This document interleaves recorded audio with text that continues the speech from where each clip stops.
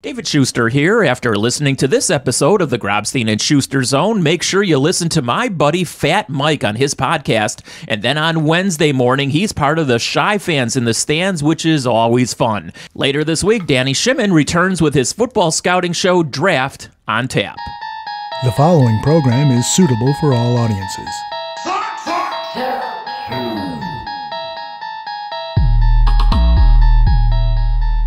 You unlock this sports talk show with the key of knowledge.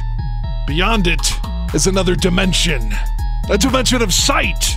If you were watching the Jordan shows, the 10 episodes of The Last Dance, I think you learned something that, you didn't know previous. But if you watched the Sosa McGwire 30 for 30, and listen, I was on the front lines, as were you didn't learn anything. I didn't learn anything. There was nothing at all to learn from that. It was just basically a recount.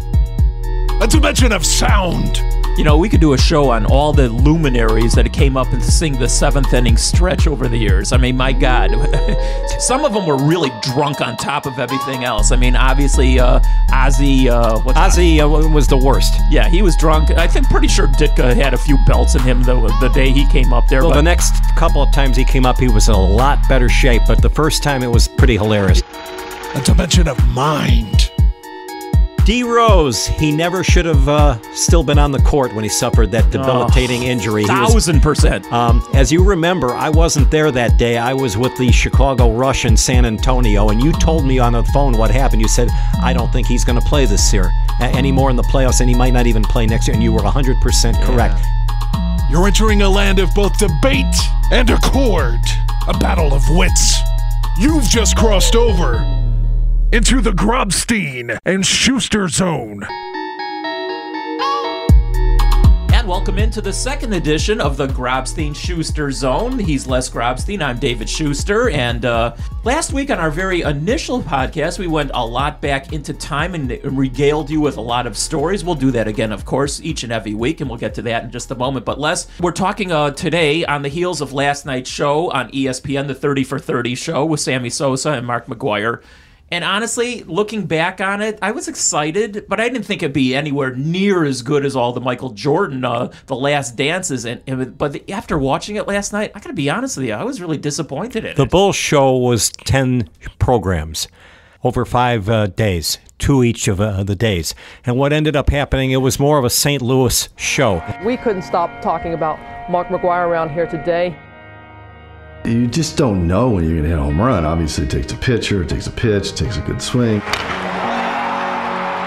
It was mostly Mark McGwire. They just kind of stuck in Sammy and did a few things along that line. But anybody that was from St. Louis would have absolutely loved that program on TV and thought they did way too much and very little about the Cubs situation, mostly Cardinal stuff. Now, listen, if you were watching the Jordan shows, the 10 episodes of The Last Dance, I think you learned something that, you didn't know previous. But if you watched the Sosa McGwire 30 for 30, and listen, I was on the front lines, as were you didn't learn anything. I didn't learn anything. There was nothing at all to learn from that. It was just basically a recount and, throwing in some pictures, some B-roll, what have you. So, honestly, I was really disappointed. We were there.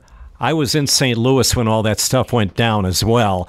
And when Mark McGwire hit the homer off Morgan to tie Roger Maris, then the next time he comes up, he hits one down the left field line, and we're going, and it cleared the fence, and that was the shortest ball that he hit all season. At least that's what he says, and I believe him because it barely made it over the fence.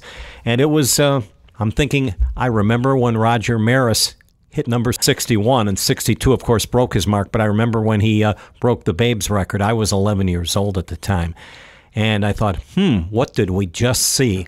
And it was kind of weird. Sammy comes running in from right field, and he's hugging Mark McGwire. Steve Traxel. Oh, he was pissed off about that, Steve Traxel, and so were the rest of the teammates. If I were Traxel, I would have been ticked off, too. And he admitted that he was mad. I wasn't too happy with it. Look, this is our opponent. We're trying to kick these guys' asses and move on. And obviously it was great for baseball. It was great for the fans. I get all of that. But when it happened, I wasn't happy. They're trying to make the playoffs. The Cardinals were out of it. They had no chance of making the postseason. It was a glorified exhibition for them. For the Cubs, they needed those games, and they lost both of them to St. Louis. Listen, when I saw Sammy in last night's, and obviously they did these interviews, I don't know, a month ago, 3 months ago, 6 months ago, I have no idea. But Sammy looked terrible on the show last night. I mean, his hair was all slicked back, and his face was, very lightly complected as opposed to when he was playing. And there's been a lot of stories about that over the years. But then he was on SportsCenter afterwards. I don't know if you saw that. Yeah, I saw it. He looked much, much better for what it's worth. They fixed him up. Yeah, but why didn't they fix him up when he was doing the documentary itself? I mean, honestly, he looked like a corpse. That stuff was he done looked like a walking corpse. That was done probably a half a year ago. Okay. It was a long, long time ago. The bottom line is Sammy Sosa, at that point, he had already hit all the home runs.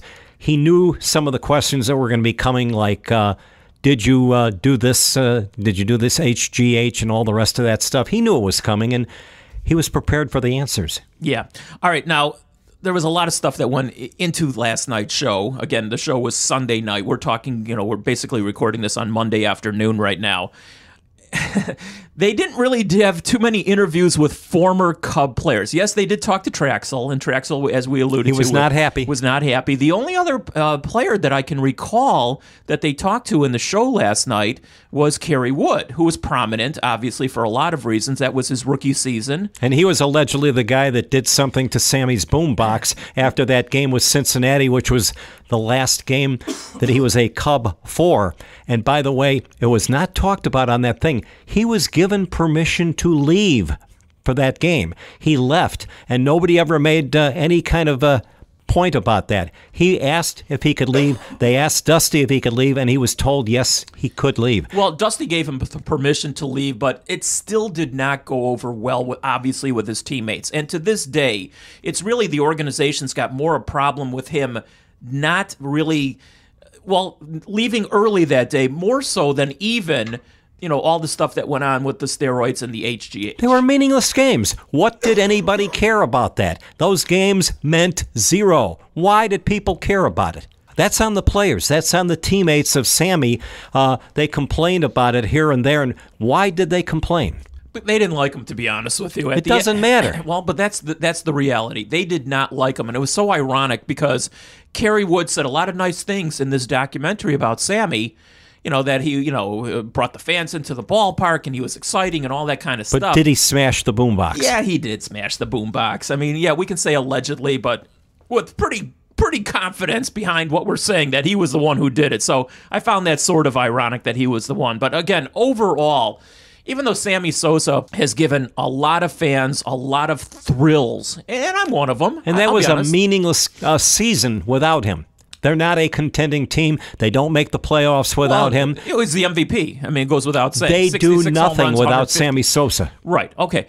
Again, Sammy Sosa right now is persona non grata at Wrigley Field and with the organization. Now, if it was up to the fans, and you've seen all the fan votings. They want him back mostly. Yeah, they do want him back, and ultimately it'll be interesting to see if or when this really happens. Now, both sides are adamant. Sosa, after the documentary and on the SportsCenter last night, he said, yeah, I think it's going to happen. If you got to go back to Chicago, if they embraced you all these years later for what you helped, what you gave the game in that summer, would that bring more joy to your life if that were to happen? Definitely. Normally I think, that time is going to come. I'm looking forward. Well, it's only going to happen, Sammy, honestly, if you do some kind of mea culpa, or at least meet the organization Right halfway. now, he won't do it. Well, he doesn't have to do it, and here's the reason why, Les, he doesn't have to do it. He's filthy rich, okay? Not only did he make a blank load of money off baseball, but Sammy has been very, very, very successful as an entrepreneur after his playing days, and, he's got companies up the yin-yang down in his original country and also down in Miami. In Florida, too, yeah. He is filthy rich, so he doesn't have to do anything in his mind, and he won't. And that's why I don't think it'll ever actually happen. And there are stories from down there, and we found that when my girlfriend Kathy and I were in the Dominican Republic on vacation a couple of years ago, a lot of people down there are not his people anymore. They're mad at him. They wanted him to make more donations to different things down there, which he has refused to do. That is the story we got while we were down there. And we talked to a lot of people about it. They said it's true.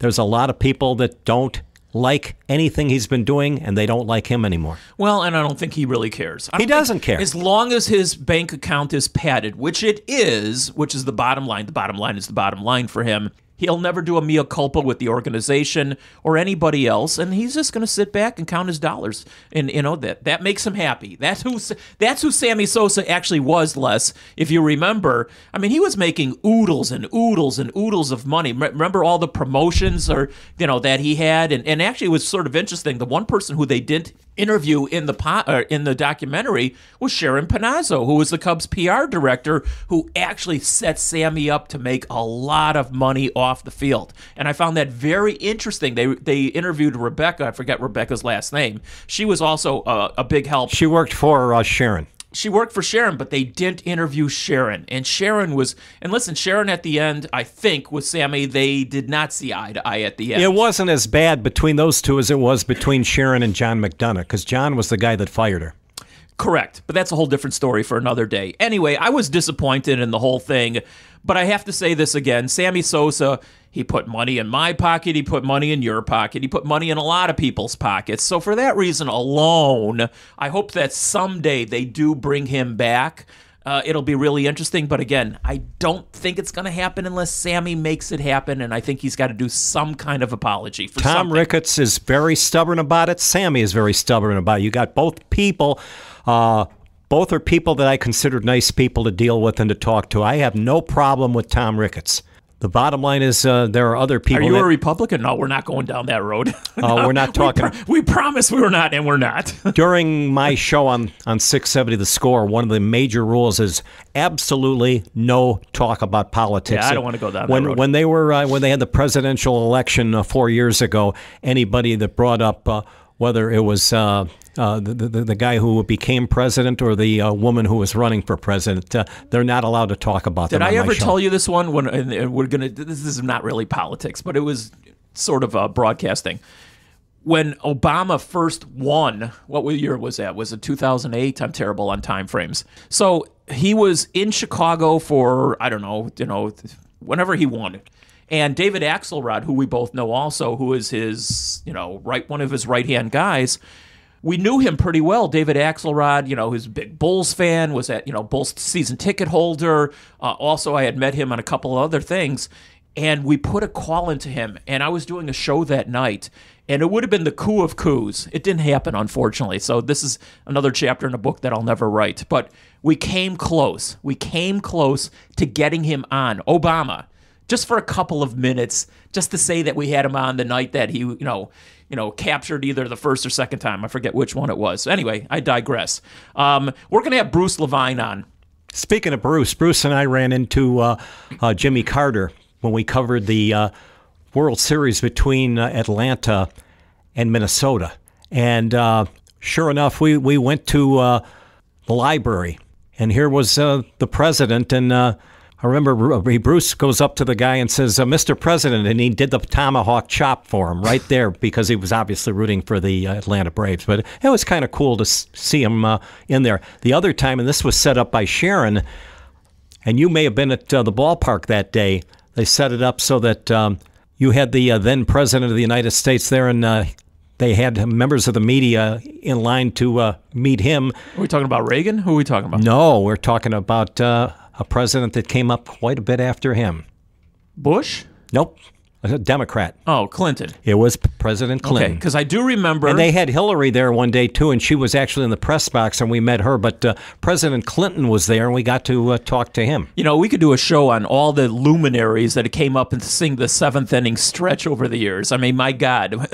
Some of them were real losers, and to Clinton be honest did with you. it. Some of them were really drunk on top of everything else. I mean, obviously, Ozzy Osbourne. All right, Chicago. Ozzy was the worst. Let's go out to the border. Let's go out to the river. Take me in, bring us into. I don't remember what I have to do. And run out of the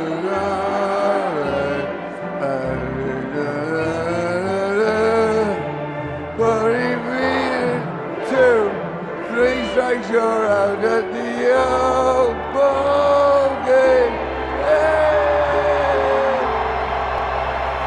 Yeah, he was drunk. I think pretty sure Ditka had a few belts in him the day he came up there. Well, but the next couple of times he came up, he was in a lot better shape, but the first time it was pretty hilarious. yeah, well, he came up there and sang the song in about, 3 seconds and got the hell out of there? Well, yeah, he was rushing to get there on time, and he did. Here he comes. Hold on.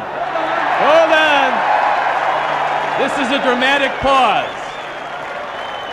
And as we speak, Mike Ditka has made it. And boy, am I happy. As happy as all of you. Mr. Ditka, please. A 1 and a 2 and a 3. Take me out to the ball game. Take me out with the crowd. All these happy nuts like Grandpa Jackson. I don't care if I ever get back. I will roll them for the whole team. If they don't win, it's a shame. 1, 2. 3 strikes you're out at the old ball game. Gary Sinise was up there a bunch of times. I went to school with Gary back in the day, and so many other people had come up over the years. It was sort of like a who's who to do that, and after a while we sort of got immune to it because we would see all these people. Now, another person who came up there, gosh, I'm terrible on names. Who's the lead singer for Pearl Jam? Help me out. I got a picture of myself with him.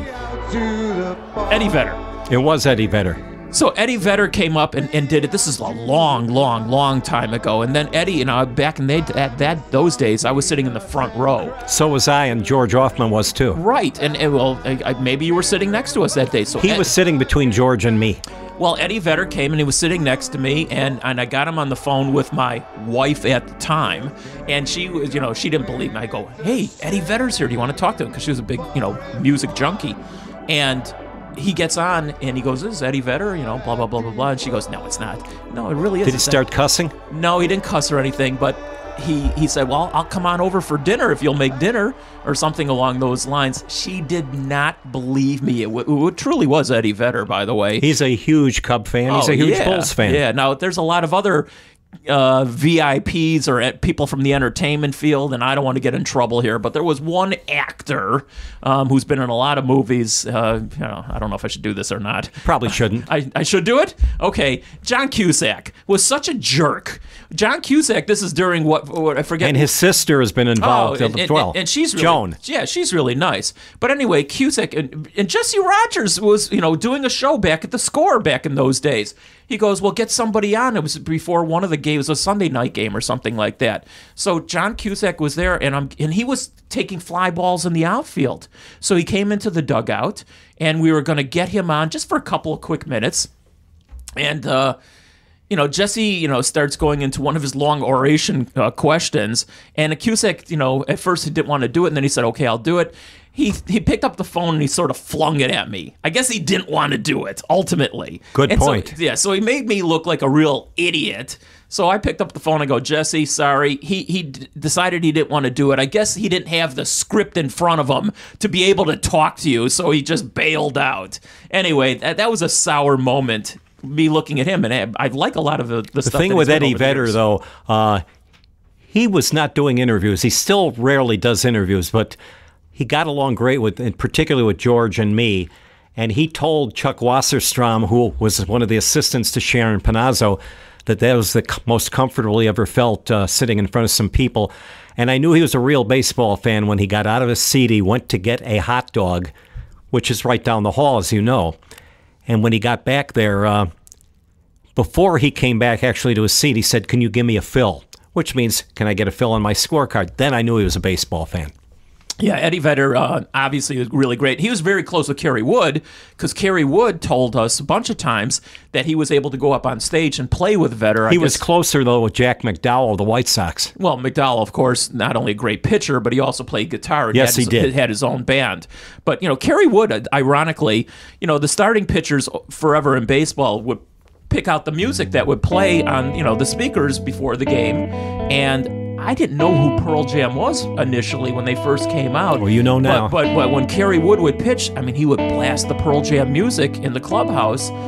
That I fell in love with the band. How could you not? Waiting, watching the clock. It's 4 o'clock. It's got to stop. Tell him, take no more. completes her speech as he opens the door. She rolls over, pretends to sleep as he looks her over. She lies and says she's in love with him, can't find a better man. She dreams in color, she dreams in red, can't find a better man. Can't find a better man. Can't find a better man. So I always have to thank Kerry Wood for introducing me, sort of quasi, to Pearl Jam. By the way, I mentioned Bruce Levine. He's going to be joining us in just a couple of minutes here. Bruce, of course, does Inside the Clubhouse on The Score at 670 on your Twitter. He was a guest with me this past week as we speak last night as well. So we'll have Bruce on, and he's going to talk to us about the Sosa McGwire thing, and he's also going to talk to us about what's going on with Major League Baseball.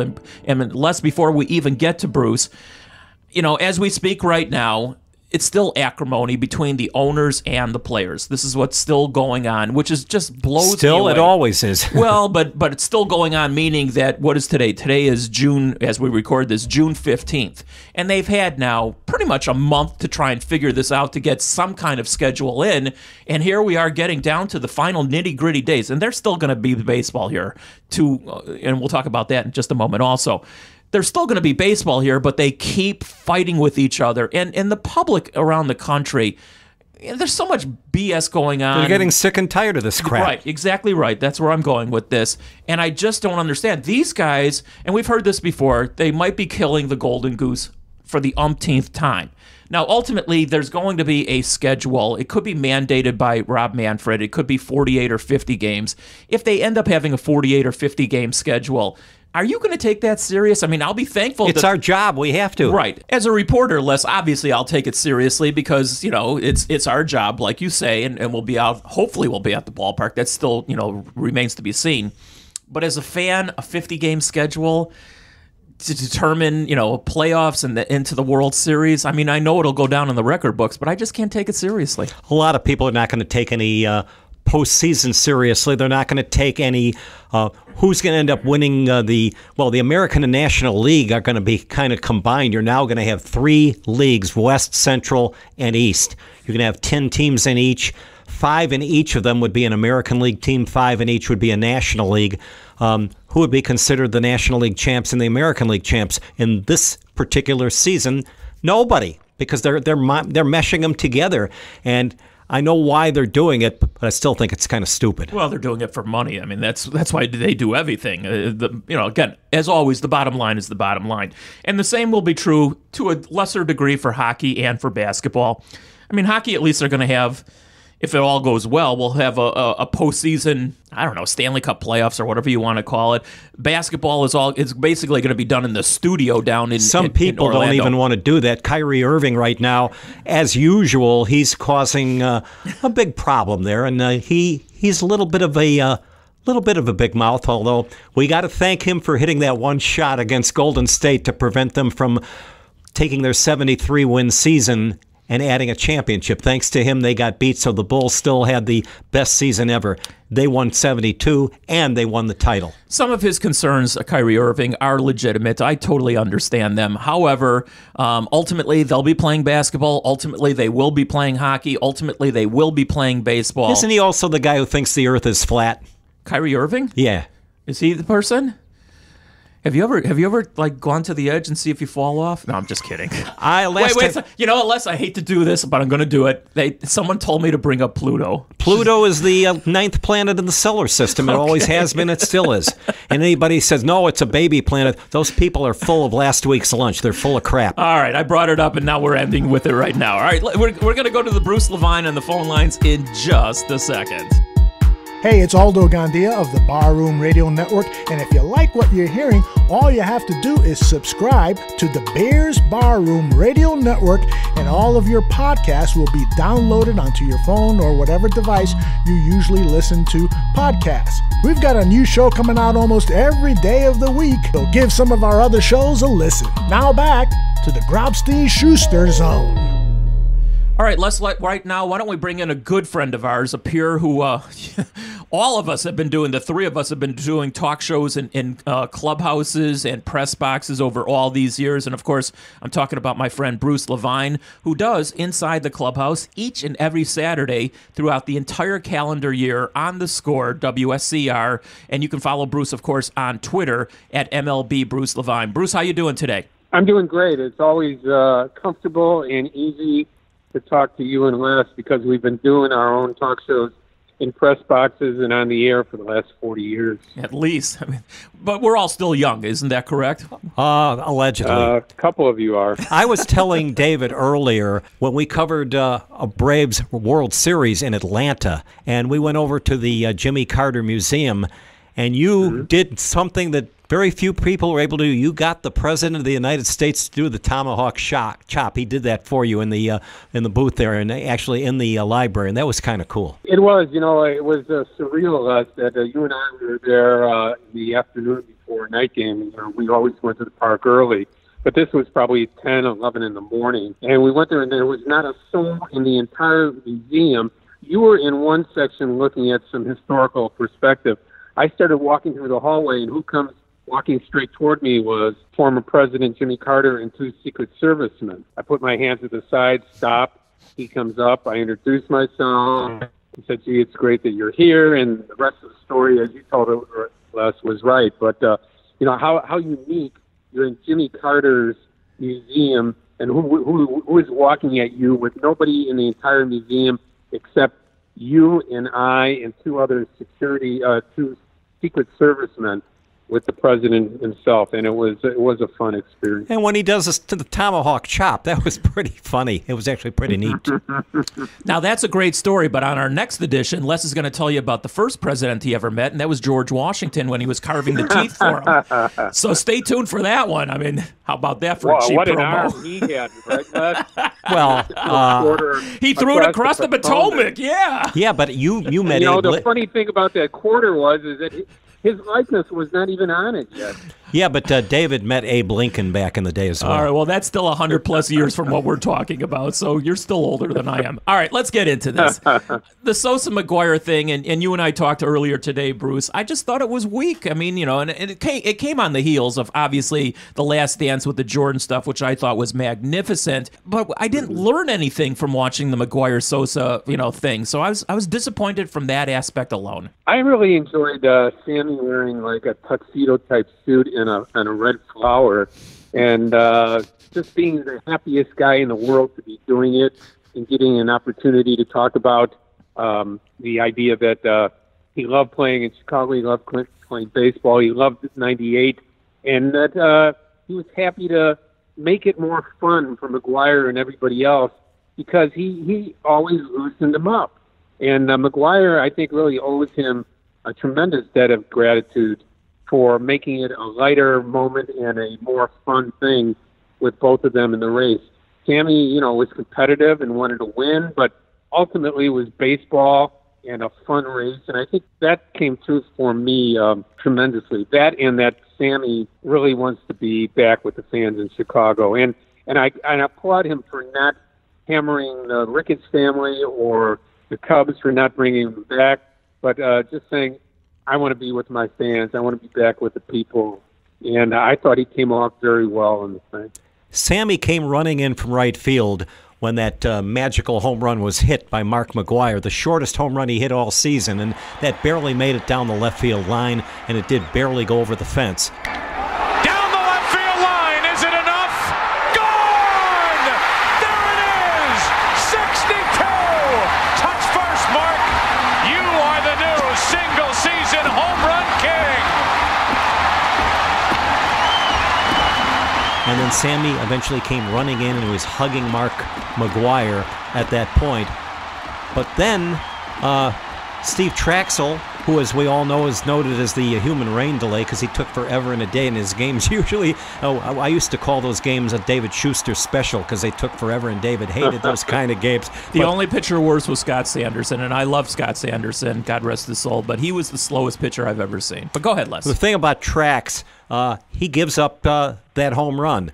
Eventually, Traxel ends up pitching that tiebreaker game against the Giants, and he had a no-hitter going into the 7th inning, and that was probably the game of his life. He pitched a decent game in the World Series when he's a Yankee, but when he pitched that game in that tiebreaker game against the Giants, that might have been the best game that he ever pitched. Thing is, if Brant Brown doesn't drop that fly ball less than a week earlier... How do we go from Sosa McGwire to Brant Brown? Because you didn't let me finish. Oh, okay, sorry. If he doesn't drop that fly ball and they win that game, then you would have had a different rotation for the playoffs. The Cubs wouldn't have needed that tiebreaker game. Kevin Tapani, he could have pitched game 1. Traxel could have pitched game 2. Wood never should have even pitched in that game that he did at Wrigley Field, because that was the last game he would pitch in over a year, because we know he ended up having the Tommy John surgery. So one thing led to another, and it was crazy. Kerry Wood never should have pitched in that game because he didn't pitch again for about a year and a half. Well, basically what you're saying, and I agree, is the race with McGwire and Sosa was fun, and it really did help baseball. But 98 was a very special year for the Cubs. You go back to Wood striking out 20 on May 6th. And then, in the entire documentary, it was only mentioned once late that they were even in a pennant race, as the Cardinals were never in the pennant race that season. So from the perspective of 98 for the Cubs, it was a special year on many levels, including the 20 home runs by Sosa, the race with McGwire, the ascension of Kerry Wood as a iconic player for the Chicago Cubs, and eventually getting to the playoffs for the first time in 9 years, and ending up playing the Braves. And as you said, Les, if that rotation was set up a little differently, might have been a different outcome. But nonetheless, it was a magical year, and all of us, you, me, and David, were also segueing up and back between the Bulls' last dance of the final three-peat and them winning in June of 98, and the Bulls players eventually walking away or being driven away, whatever way you want to look at it, and then moving over to Wrigley Field and watching the magic going on there. So for immediate people like us, that was indeed a magical year, and one that I remember vividly. 100%, Bruce. We were absolutely busy beavers that month of June. I mean, Sosa with the 20 home runs and Jordan wrapping up the last championship. I mean, I didn't even know what day it was after a while. Kerry Wood was pretty front and center. He was one of, I think, only 2 teammates that were in last night, along with Traxel. And Kerry Wood was pretty complimentary of Sammy. I mean, obviously, he knows that Sammy had a magical season and put a lot of fannies into the seats and all that kind of stuff. But I was also a little surprised that there weren't any other teammates that were interviewed. Mark Grace should have been included. Well, Mark Grace, you did see him for like a couple seconds. Not very long, though. No. But, it's been long believed, Bruce, and we can't vouch for it, but it's long believed that Kerry was the one that ended up smashing Sammy's boombox after Sammy left that final day. So I was surprised that there weren't any other teammates that were actually interviewed. Although the Cubs were, and Sosa were almost like a supporting actor to the Mark McGwire thing last night. That's how it came off. Yeah, and you notice that other than Langford and LaRussa and a couple coaches, there wasn't much about the teammates with McGwire either. Yeah, that's true. I mean, there was no magic about guys talking about how magical the season was and how excited every player was lined up to watch Mark take BP and Sammy and Mark have BP. So maybe you're right. Initially, you talked about how great the Jordan and the Last Dance was put together. Maybe it was a mistake to follow this up so soon because it seemed almost amateurish compared to what we watched for 4 or 5 weeks. People were wondering, would they even mention the White Sox, which they didn't. They didn't get a mention the whole night long. And people, you and I know, David knows, Sammy Sosa was with the White Sox, and then he ended up, he was involved in a deal with the Texas Rangers. That's how he ended up with the Sox. Then eventually he got traded for George Bell to the Cubs. Well, the unique part of that is it was the same general manager that traded for him twice. Larry Himes. So Larry Himes was the general manager of the White Sox. And the backstory on that, of course, and you guys know it so well, just like I do, is that he came to Jerry Reinsdorf and Eddie Einhorn, and he said, we can get this kid Sammy Sosa, who's going to be a sensation. we can get this pitcher named Wilson Alvarez, who should be a solid rotation pitcher, and we can get this infielder, Scott Fletcher, all for Harold Baines. I know you love Harold Baines. He's an all-star. He's one of your favorites, but we need to make this trade as we move toward the future here of the Chicago White Sox. And Jerry and Eddie, to their credit, said, you're the general manager. If you think this is best, we'll do it. But let us tell you that if this trade doesn't work out, this could be your job, because Harold Baines is iconic to us. He's everything White Sox to us, and we'll do it, but, you are on warning. Segue forward to 1992. Larry had been fired by the White Sox after the 1990 season. 92, he takes over the Cubs from Jim Fry, and the first thing he starts working on is a trade of George Bell for Sammy Sosa. It seemed like a ripoff for the White Sox. They were trying to add on for the 93 season to try to win a World Series. Bell was still a solid hitter. Sammy was an erratic player at the very best. And then he makes that other trade, and all of a sudden Sosa starts moving toward being a star player in the National League. And Bell was selling gasoline at his gas station down in the Dominican. Yeah.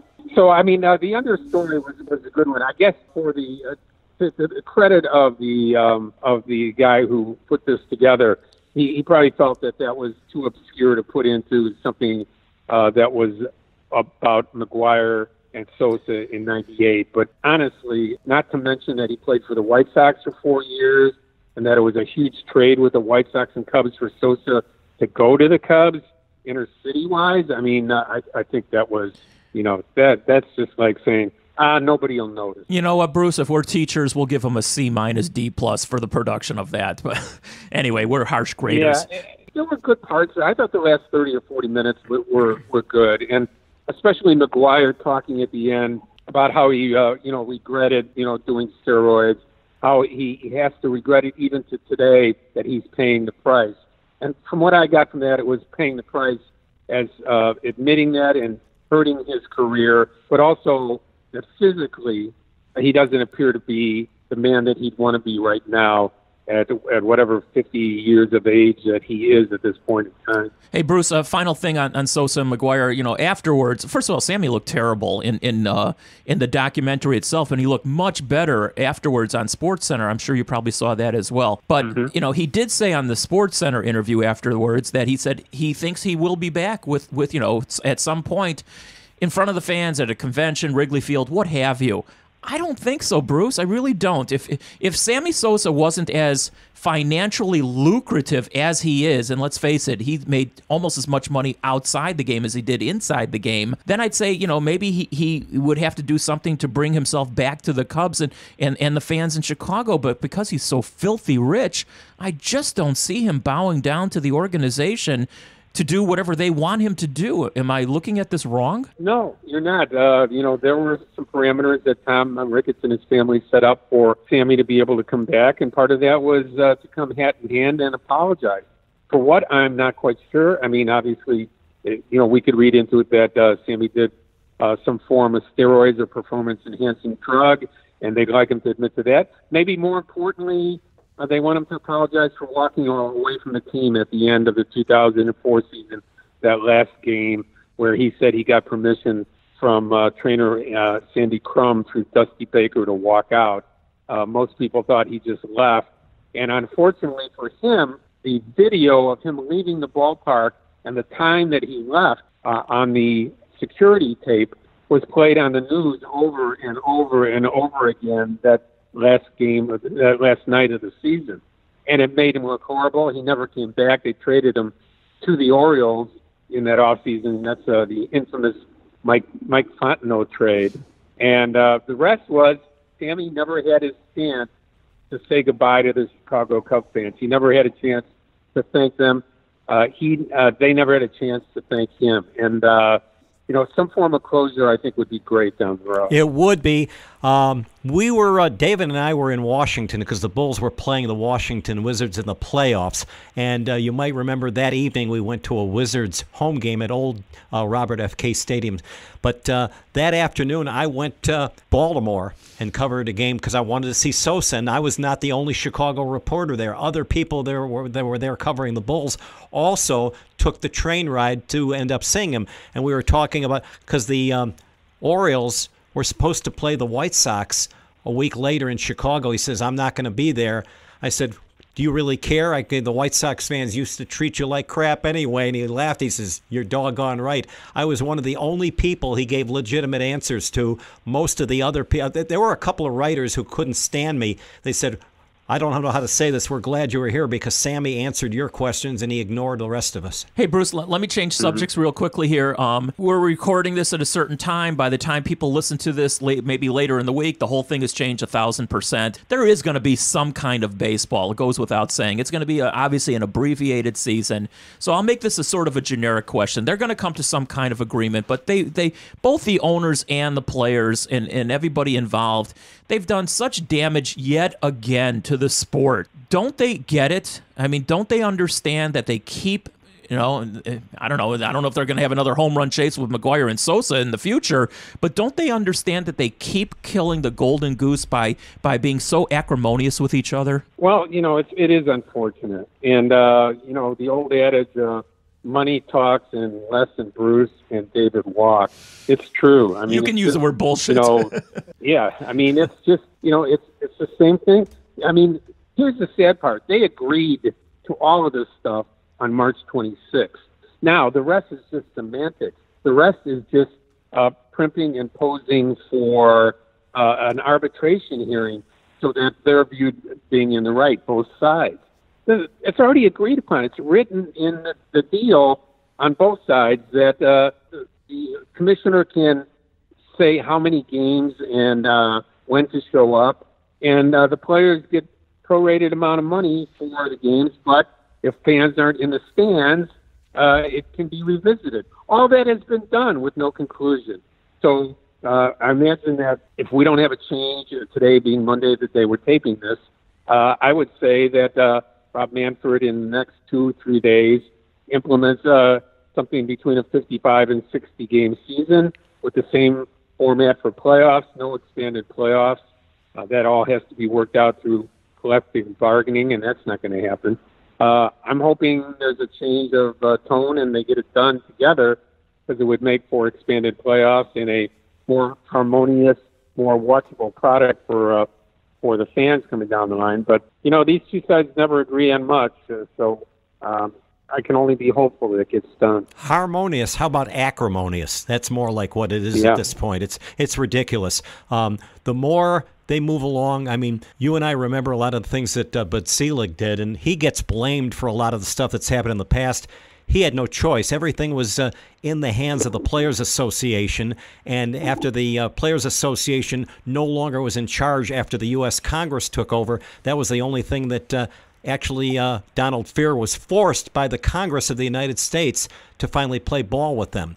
And everything was pretty nasty under Donald Fehr at that point. And the thing about Donald Fehr, very smart guy, just like the late Marvin Miller was before him, but neither one of those guys cared anywhere near as much about baseball. All they cared about was taking care of their people and making money for their people. And they did a sensational job of that. No one can argue with that. The only thing I'll say about that is you're right, Congress got involved and drug testing happened, and the players were forewarned many months ahead, and still 7.5% of the players tested positive. The key was if players over 5% tested positive in that first test, there would be mandatory testing from then on. If it was less than 5%, there would be no more tests. And the players had months and months and months to clean themselves out, and they didn't do it. That shows you how prevalent it was that they couldn't all even get it out of their system with that kind of time frame in front. So, again, the union did fight hard not to have drug testing. It was a monumental mistake for baseball and for the players, but nonetheless, that's what we're looking back on today. Final thought with Bruce Levine, again, host of Inside the Clubhouse each and every Saturday through the entire calendar year on The Score, WSCR 670 AM. And also you can follow Bruce on Twitter at MLB Bruce Levine. Bruce, I wear two hats as always. I'm a reporter. I'm a fan.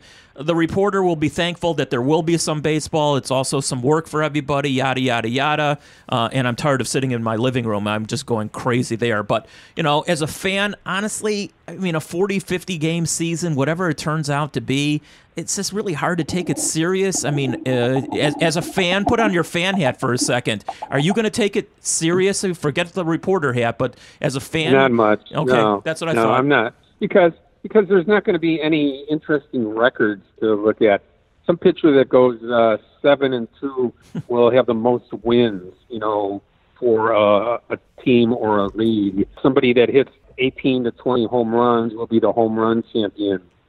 Somebody might hit 420, and people will say the first guy to hit 400, bunk. You got to have 502. Who the hell is that, Ted Williams or what? Well, Mike Trout could hit 400 in a short season. You don't know. Yeah, that's but right. the point is that the records don't mean crap this year. It's not going to. And to me, the fun of baseball is people approaching records, people comparing eras to eras and years to years. There won't be anything to compare this to other than it's an exhibition year. Just to get to the playoffs. It's sad. A lot of it wasn't baseball, MLB, or the players' fault. We're still seeing spiking going on in 20 different states on the pandemic. We don't even know a month from now if some of the cities in Major League Baseball will be even able to open because this thing isn't solved. Where are they going to play the games? Phillips Stadium? We're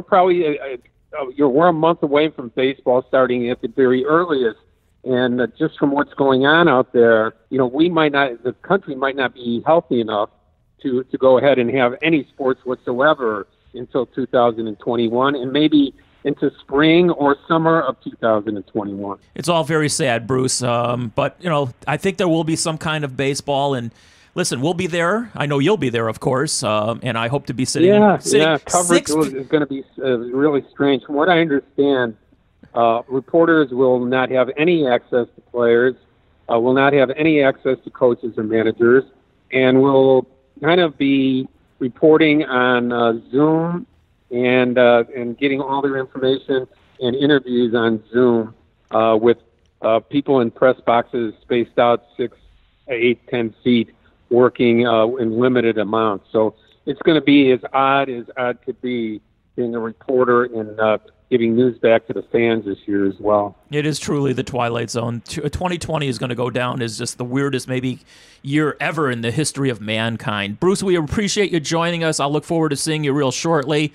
You've been a good friend to both Les and I over all these years, and we look forward to many more years with you. I'm excited for you guys doing this every week. I think it's great, and I'm going to encourage people to follow it because I know you guys don't pull any punches, and it's always interesting and provocative. Take care, guys. Have a great day. Take care, Bruce. Appreciate it, Bruce. All right. See you later. All right. We'll talk to you soon. Thanks. David, in the Central, Western, and Eastern leagues, they're going to use the designated hitter. Well, the DH is going to be in all of baseball. That's what people are saying. Is it only going? Baseball's saying that it's only going to be for this year. No, I don't buy that. No, it's once they put it in, it's here for good. Yeah, well, I'm not a fan of that. I don't like the DH. Never. I remember when they put it in 1973. I hated it then. I still think it's a bunch of BS.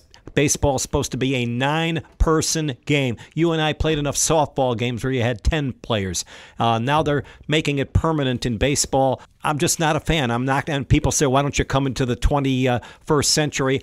I'm not budging. I don't like the DH. I never have, and I never will. The only thing I've always been consistent on is I just don't like two sets of rules in two leagues. It's idiotic. I mean, we could do a show on the dumbest things ever in sports history, and that would be way up there. This is right there, you betcha. It would be way up there, but one or the other. I don't care if you either have it or you don't have it, but to have two sets of rules in Major League Baseball for two different leagues is just plain stupid. I think that the DH will be in effect across the board. I'm afraid you're right.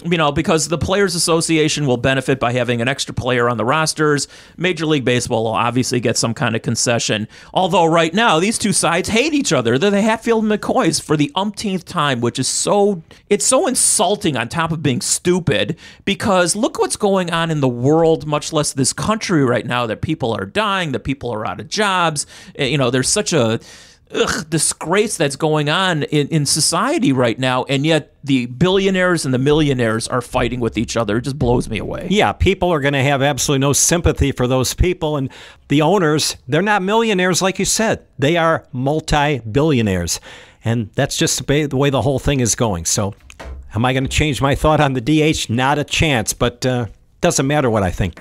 Our good buddy Paul Sullivan, you can follow him on Twitter. He's one of my favorites. He threw out some names in today's one of his tweets today, and I just figured since we're both good and we've been around all these players people that he had in one of his tweets today, a real quick comment on all these people, okay? Something that comes to your mind real quickly, and we'll wrap up this podcast with that. Now, he made mention of a half a dozen people, so we'll just start with it. Actually, 7 of them. The 1977 Hitmen, that was the White Sox. What do you remember? One of the most exciting teams I ever saw. I covered that team.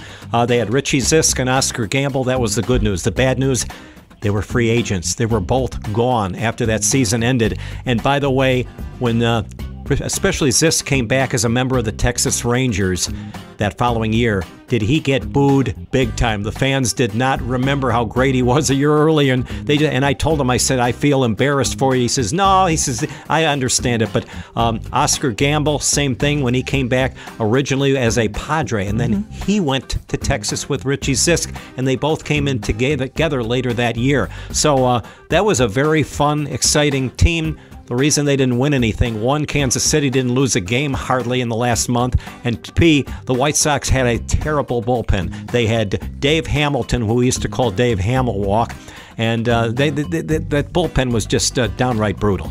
See, all I have to do is make mention of a name or a year or anything, and you can, go on ad nauseum, and I knew you would. But what I really remember about 77, it was a fun team. I mean, they hit a lot of home runs. That's what made them fun, obviously. But Oscar Gamble had the all-time fro. I mean, his hat would never... When he was with the Cubs, he wasn't even a home run hitter. He became one later. Right. But he had the all-time fro, and anytime he would even just run out of the batter's box, the hat would never stay on. It would fall off almost immediately. But yeah, that was a fun team. All right, the next person... The Fridge. What's your best memory of the Fridge? Well, obviously, the first time he scored a touchdown was against Green Bay, and it was at Soldier Field. Then a couple weeks later, they played again at Lambeau, and that's when McMahon threw a touchdown pass to the Fridge, and you will never have seen more angry fans than those Green Bay fans were when the Fridge... How dare them do this? Well, they were trying to win the game, and they did.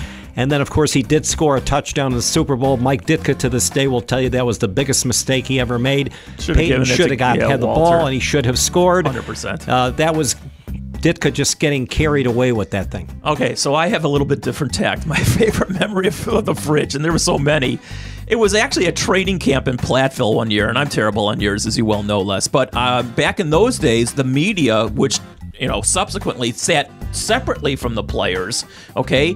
Back at least that initial season that he was, or the team, or the second year, we would sit like right amongst the players, okay? They changed that later. Yeah, they did. And I'm sitting there and I'm looking at William Perry, the Fridge, and he's coming. Oh my God, I've never seen so much food on a platter in my life. He had like 3 or 4 full chickens. This is lunch. This is not even dinner. This is lunch. And they go out and work out, or they're on the field 2 hours later, whatever it was. He's got like 4 chickens, full chickens. He's got like all the different mashed potatoes and all the different sides, and he's got like a half a dozen drinks in his thing. And there I am with my little burger. And his wife, Sherry Perry. She was small. She used to get chewed out by Ditka for giving her wife, or Perry's wife himself for giving him food that was way, way, way too much. Yeah, it was really interesting about Fridge. I mean, back then, I think he weighed 302. He looked like 502, but he was a 302. He was the only player, if I remember, like right around then, that was over 300 pounds. Today, they'd be called Twiggy. Absolutely. I mean, you can't find an offensive line with a guy who's not 300 pounds on their line. So anyway, I mean, another guy who put a lot of money in our pockets because of what he was and what he did. No doubt about it. And I hope that he's okay. I mean, he's had a lot of... he's had some physical issues. He's had some physical issues. I hope he's okay. All right, the next one, Bob Probert. Bob Probert was Pick's bad boy when he was with the Red Wings. He was with the hated Red Wings. They loved him in Detroit, of course. Then he comes to the Blackhawks, and he was still having some physical problems. He had some drug problems, and you can say anything you want about Bill Wirtz, and a lot of it was true, but he took care of Bob Probert, and he made sure he was given the proper care. They got him healthy. He became a decent player for a couple of years with the Blackhawks. Actually, a pretty nice guy, and the other thing I remember about Probert, I covered the final game that was ever played at Maple Leaf Garden, historic Maple Leaf Garden in Toronto. The Blackhawks were the team that played there. And the Blackhawks ended up beating them by a score of 5-2, and that was a bad Blackhawk team. They beat the Leafs. And in the locker room afterward, I run into Bob Murray, who was then the general manager. He had a big grin on his face. He looks at me, he says, life's a bitch, and then we got even with them. I said, well, then I went over to Probert. I said, do you realize what you just did? He goes, what was that? I said, you scored the last goal ever in the history of this arena. He goes, oh my God, they're really going to hate me now. They hated me before. They're going to really despise me now. All right, my memory of Bob Probert actually had, well, it wasn't with Probert himself, but I was on vacation, I don't know, someplace in the Caribbean or something like that. And I met some guy, and he owned a bar in Windsor, Ontario, which is right across from Detroit. Right across the river from Detroit. And so apparently, I mean, he told me that what would happen periodically is this is Probert's heyday when he was with the Red Wings, and he would be fighting like all the time. But it wasn't fighting only on the ice; it was fighting off the ice as well. And he told me, this bar owner, that Probert would come into the bar on, I don't know, Saturday night or Friday night or whatever when they weren't playing. He and his brother would basically clean out the bar and take on like about 6 or 7 guys. And they would cause us like a lot of damage or something like that. And then Probert at the end of the thing would just like strip out like about 10 $100 bills and go, are we okay for the damages tonight? And the guy would go, yeah, we're okay. So that was my initial People don't realize Probert was actually a pretty nice guy to people. Yeah, when he came to the Hawks, I mean, he wasn't the same player anymore. He wasn't even the same fighter anymore. He lost some fights when he was in a Hawks uniform. But he was a gregarious guy that we got along with very well. All right, the next name on the list, Bill Veeck. Unbelievable. Bill Veeck, as everybody knows, had a wooden leg. Right. He had a wooden leg, and he would be sitting in the press box in the there were 3 rows. He would be sitting in the second row. I would be sitting in the third with certain other media people. And in 1977, that famous year, there was a big brawl right in front of the press box. A couple of Sox security guys, people that we all knew pretty well, got into a fight with a couple of drunks there. And Veeck, he had a ashtray in his wooden leg, and he took the cigarette out of his ashtray and put the cigarette out, got out of his seat, and just walked slowly to the door and walked out of the press box into the that walkway between the press box and that last row of the box seats of the upper deck.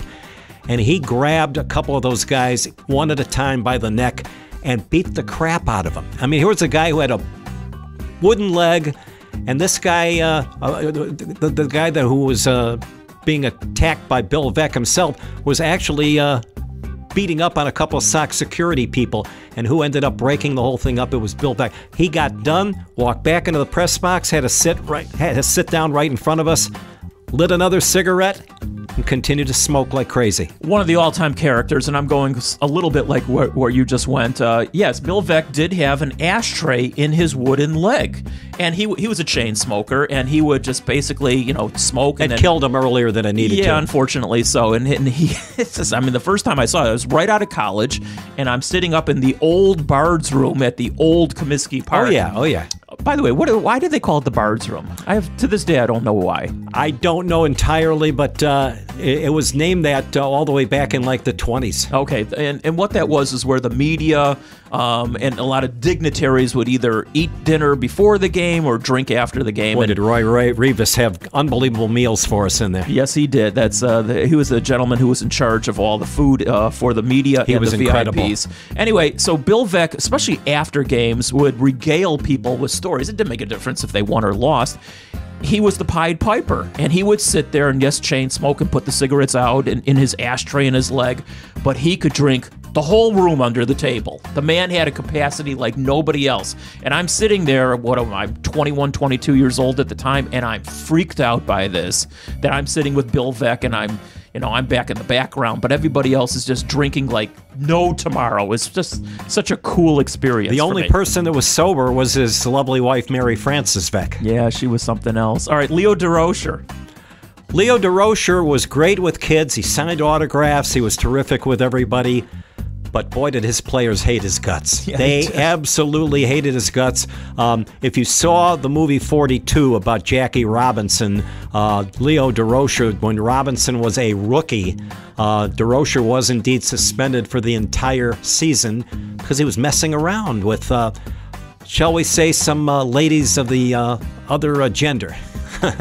And I would hope so. I would hope so too. Well, Durocher, he was straight, I'll tell you that much. But I guess Happy Chandler, who was the second ever commissioner of baseball, he called up the people involved with the Dodgers at that point and says, I'm sitting your manager down for the year. He's out.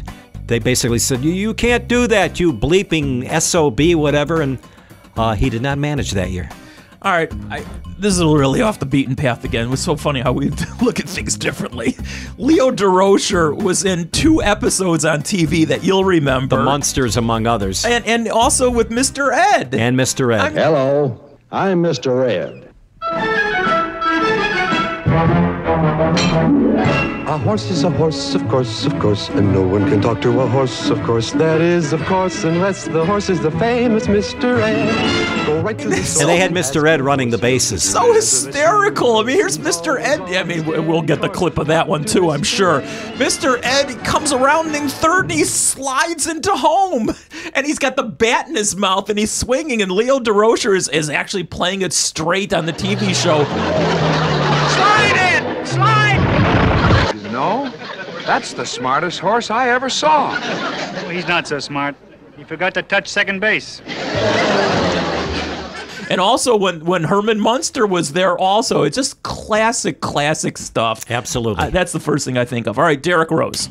D. Rose, he never should have still been on the court when he suffered that debilitating injury. 1,000%. Rose came down bad on his left foot.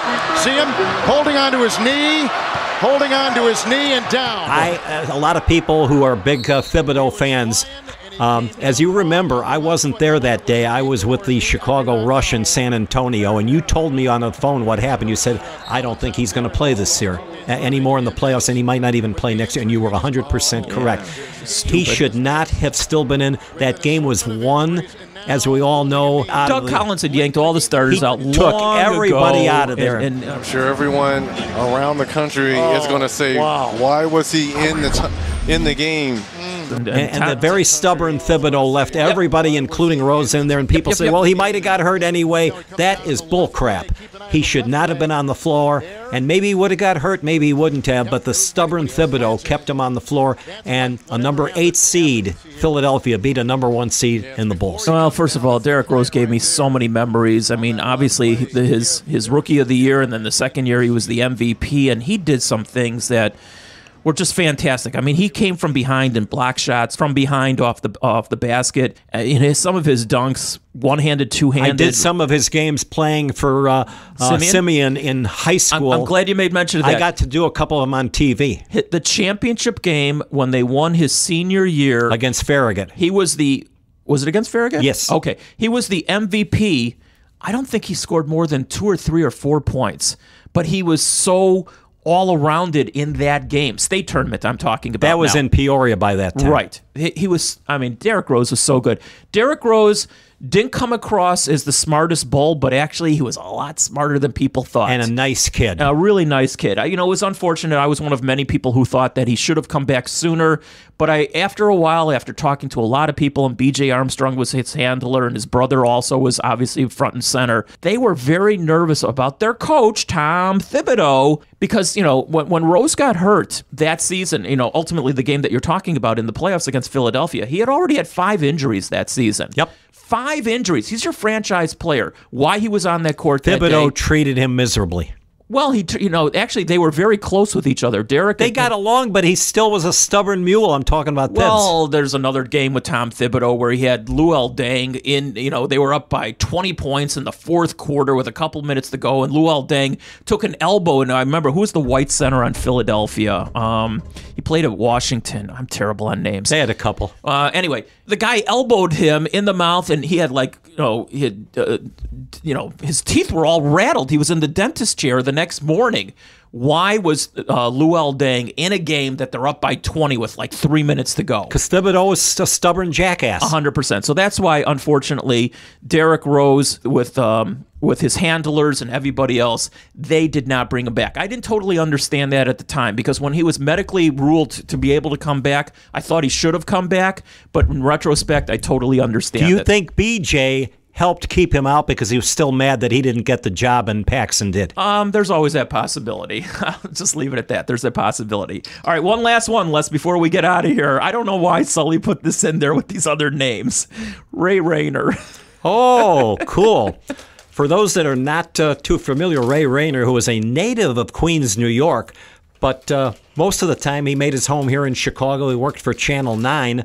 But Ray Rayner was awesome. He was great with kids, used to introduce cartoons on the different shows he was involved with. But he was involved in several different programs on WGN-TV Channel 9. You know the story about Chelveston the Duck and Jerry Cook, don't you? You're going to take my story away. Go ahead. This is a true story. Chelveston the Duck, they always kept him in a cage overnight. This was 2 or 3 in the morning, and Jerry Cook, a good friend of ours, his son, of course, is a beat reporter for the Blackhawks, Chris, and Jerry would be there in the middle of the night. There would be nobody else around, and every night he would take a 2x4 and just clang it against that cage, and he'd just bang it against there all the time, and he would drive that duck crazy. And every time Ray Rayner would come in the following morning, that duck would be nuts. And when Ray Rayner went to Chelveston, the duck just would grab him by the nose and just squeeze his nose as hard as he could between his beak and just drive him nuts.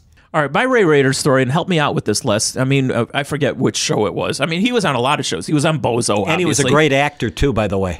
What else was he in? Was he in? No, he was in plays that you've never heard of. Okay, all right. So he was a serious actor on top of everything else. And he was very good at it. I mean, he was so front and center in all our childhoods. But he also did something, and helped me out with one of the skits. He had numbers written, he was pinned to his clothing, whether his shirts. Yeah, he would take them off. And what was that for? Help me out. To tell you which cartoon was coming on next. Aha! What were some of the cartoons during the Ray Rayner show?